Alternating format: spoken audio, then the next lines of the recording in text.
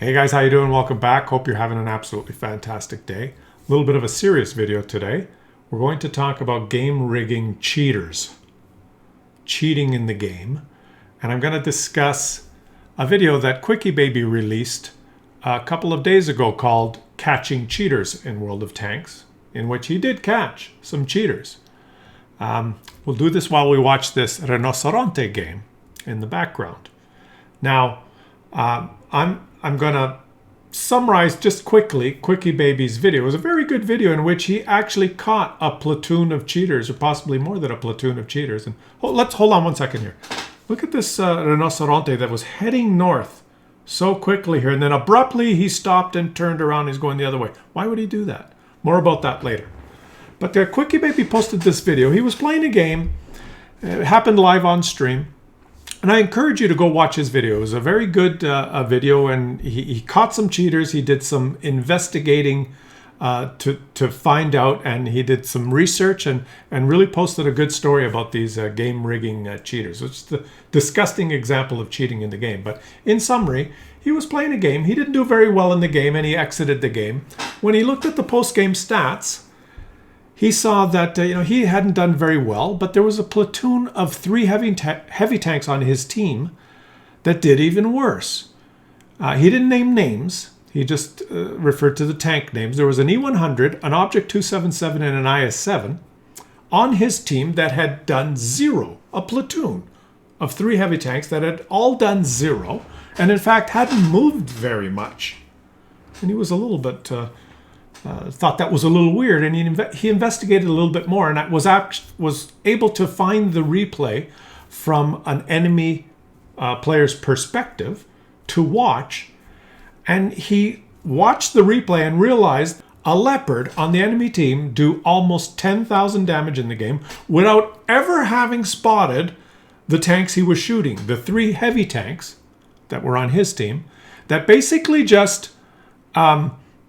he had died early in the game, so he didn't witness this. He moved on and played other games. He noticed this after he watched the replay. But the 3 heavy tanks on his team basically just parked themselves in an obvious bush sideways and allowed the Leopard to farm them without ever having been detected. The Leopard was able to do 10,000 damage, and the 3 heavy tanks did nothing. He researched a little bit more and started looking at these players' full session for the day. I'm going to pop some graphs or some displays here on the screen. He determined that this Leopard player, who was otherwise just an average player, was able on that particular day to play 30 games, achieve an 86% win rate, achieve a 6,391 WN8, and do over 5,500 damage per battle in his 30-game session. Okay. Then he looked up the stats on a couple of the heavy tanks that he was cheating with. The Object 277 on that day played 24 battles, had a win rate of 8% and a WN8 of 0, presumably just allowing the Leopard to farm him in every game. The IS-7, he showed, played 20 games that day. He had a win rate of 5% and a 0 WN8.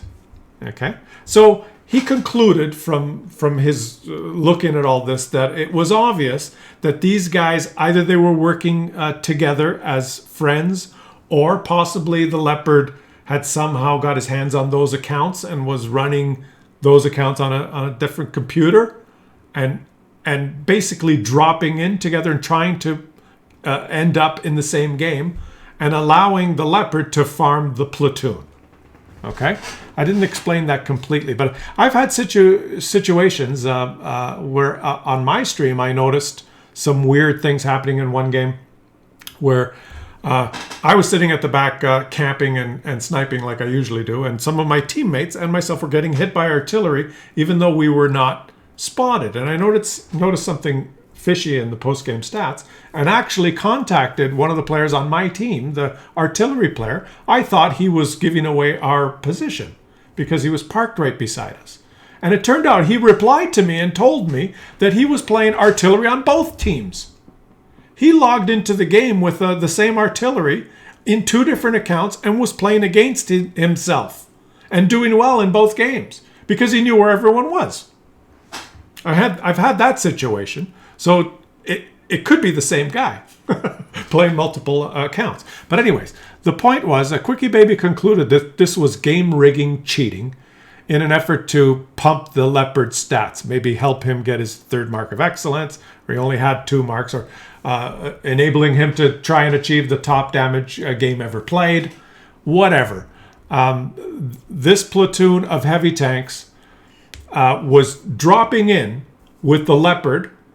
You guys know what dropping in is. It's when you get together with friends and you're going to play, and you all hover your mouse above the battle button and you say 3, 2, 1, click, and you all click battle at the same time. And you hope that the matchmaker will put you in the same game. People in clans do this all the time. Or if you have more than 3 people, you can only platoon with 3 people. There's a group of you playing. Sometimes you say, let's drop in, see if we can get in the same game. And Quickie Baby's conclusion was that this Leopard was dropping in with this platoon of heavy tanks to pump his stats. And the bad part was, if you happen to get on the team like he did in one game with this platoon of heavy tanks who had a 5% win rate and 8% win rate in their session, you were almost guaranteed to lose. You were rigged to lose if you ended up on the platoon that was doing 0. If you ended up on the team of the Leopard, he had an 86% win rate. Now, it was a very good piece of investigating that he did, and he called out these players, and it was great. It was a good video, and again, I encourage you to watch it. But I've got something else. It's a little bit more. It's more fishy than that. Okay, it's more fishy than that because I play on the NA server. Typically, there's 10,000 people logged on at any given time. So 12,000, 15,000 on a really good day, and I have dropped in with friends or other people during stream that want to get in the same game. And we say 3, 2, 1, click, battle, and you try and play or try and get in the same team. And you don't end up in the same game all the time. Sometimes you end up in the same game on the same side. Sometimes you don't end up in the same game. The matchmaker puts, if there's 80, 90, 100 people in the queue, you might end up in a different battle. There's no guarantee that you're going to end up in the same game on opposite teams. And so when Quickie Baby showed these statistics, let's look at the graph here of the Leopard player, who is an average player or so. You're looking at his WN8 over time here. I'm popping it on the screen. And then on that particular day, his WN8 for that session, that 30-game session, jumps to over 6,000. You look at the graph of his WN8 through his career, he's never achieved that. Just on that one day, his WN8 is all of a sudden he's the best player in World of Tanks on the EU server. Let's pop the graph of the that he showed of the object 277, which shows, put it on the screen, that this account was a good player and played, it looked like, till about July last year, where the account went dormant and stopped playing and didn't play for a while and became active recently. And now all of a sudden this player is hovering around 0 WN8. This account has now gone from being played by a good player to being an account that's used to rig games. There it is right there on the screen. I never get that right, but that way. But my question is, there's something even more fishy. And if you're watching this replay, are you noticing anything fishy? It's more fishy than that. And there's more to it than that. And this is one thing he did not mention in his video. And I'm going to ask the question here now.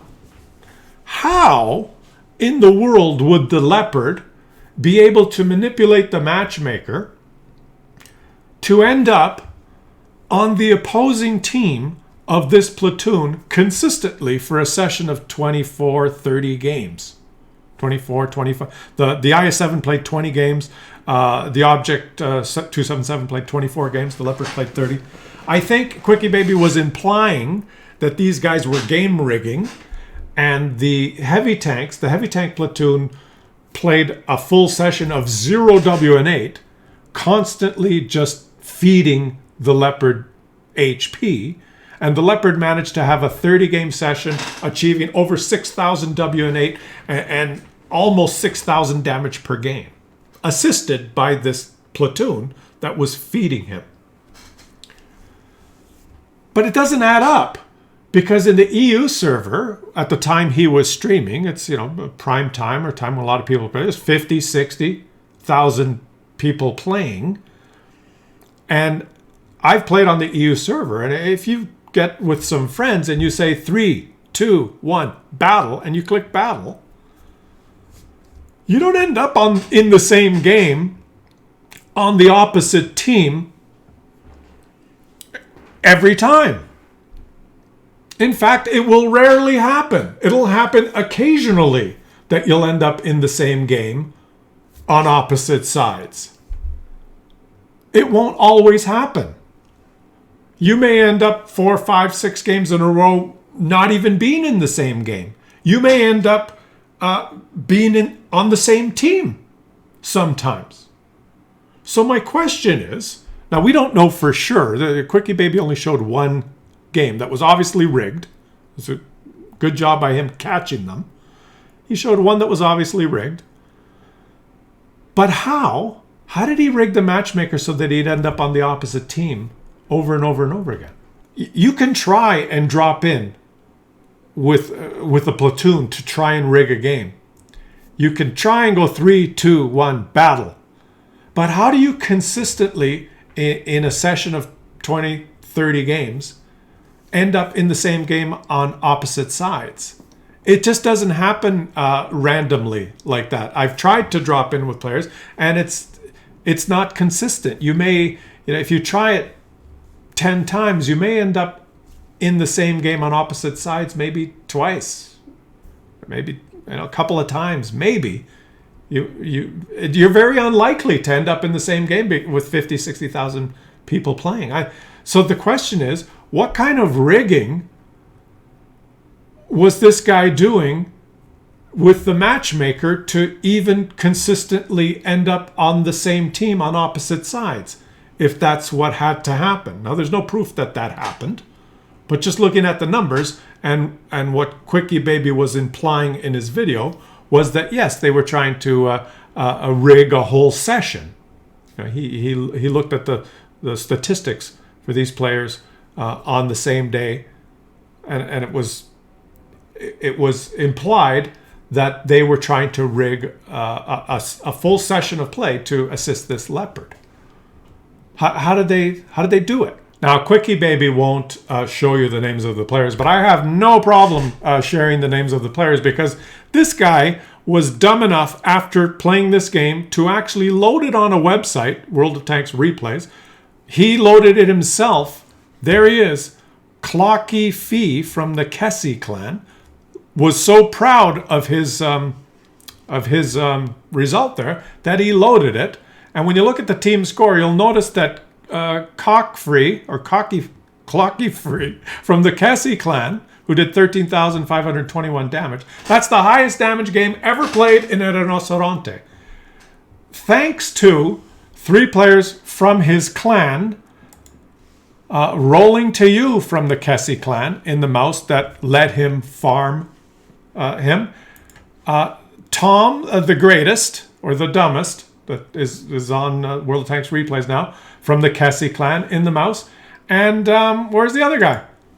And Boff the WN from the Kessie clan. The 3 blind mice who sat there and let this Rinoceronte farm them without shooting back. These guys rigged the game, and he got the highest damage game ever in a Rinoceronte. This is similar to what QuickyBaby showed in his video. Another point that QuickyBaby made is that this is very unfair for people who are trying to get their, say, 3rd mark of excellence, because a Leopard having 30 games where he averages over 5,000 damage a game is going to raise the bar for people trying to have good results. Or if you're trying to get that one battle and be the best player and have the best battle ever played in a tank, good luck.